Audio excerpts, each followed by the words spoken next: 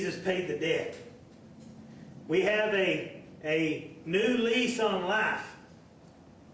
The payment in full, your name slot for hell has been canceled.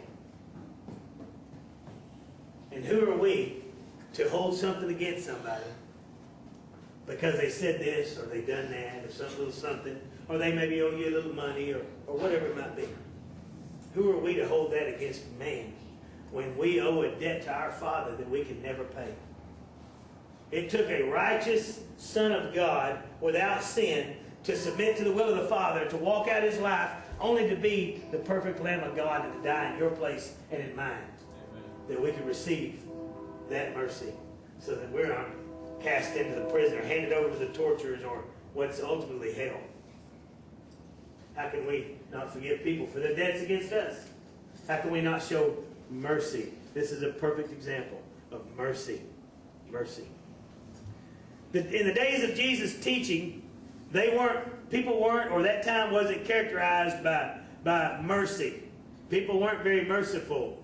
They had in their law that if someone's caught doing this, take them out in front of the people, and the people pick up rocks and kill them.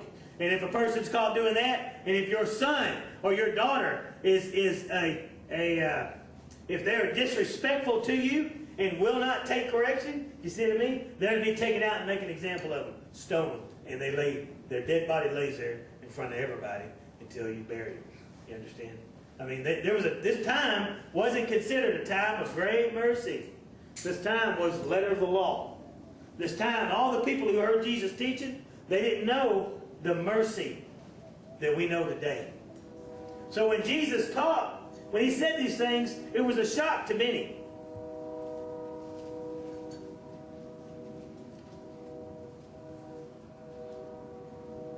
Mercy is not a characteristic of the proud. Mercy is not a characteristic of the self-righteous. Mercy is not a characteristic of the judgmental. Love and mercy weren't considered virtues by them of that time. It was saw as a weakness. The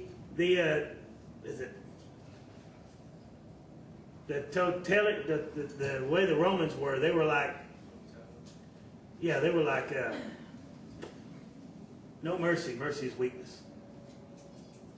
The totalitarian, I think that's the name of the word. They were pretty rough about things. You didn't show any mercy. These are the same guys that would hold you down. One would stretch you out, the other to put a spike up there and drive a nail through your hand to put you up on a stick in front of everybody while you hung there and died. You know, they were pretty ruthless. And then the Jewish leaders, well, they were pretty stout about things too. Wasn't much mercy in all this. And the more mercy that Jesus showed and taught, the more he revealed their lack of forgiveness, their lack of mercy. He revealed their unforgiveness, their hard-heartedness. The more Jesus taught mercy, the more he revealed their lack thereof. You know, it's like that.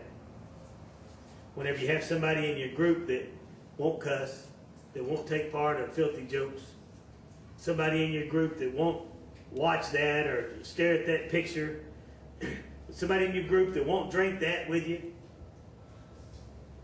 People begin, this is in my own life, I've watched it. It used to matter to me. Now I kind of realize that it actually glorifies God and brings blessings to me. But people, there's a point where you're buddies with them, you're just as tough as they are or tougher.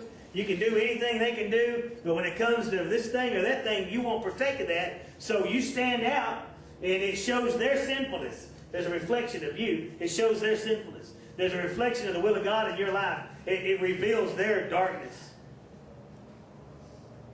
Oh, man.